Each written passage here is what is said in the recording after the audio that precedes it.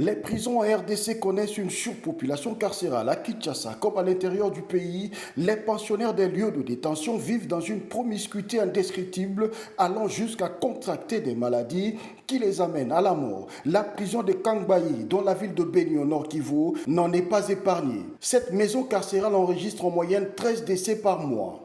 Il faut ajouter sur cette liste la malnutrition. Les responsables de la prison de Kangbayi en sont conscients et y travaillent. Notre grande bataille, c'est cette surpopulation. Une fois que nous allons agir sur cette surpopulation, les autres problèmes de santé pourront disparaître d'eux-mêmes.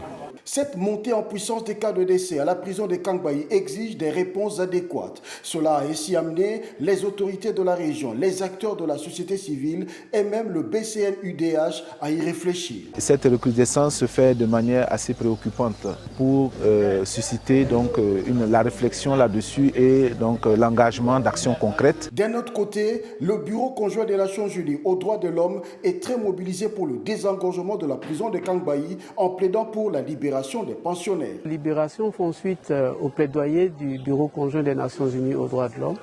Nous avons là 19 personnes qui étaient en détention, dont 4 militaires qui vont être libérés. Ainsi, quelques-uns de ces détenus bénéficieront de la liberté provisoire. Et que ces derniers devaient bénéficier d'une liberté provisoire.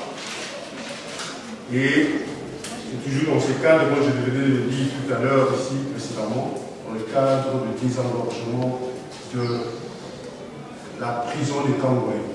La réduction de la surpopulation carcérale constitue un début de solution vers l'amélioration des conditions de vie des pensionnaires des prisons.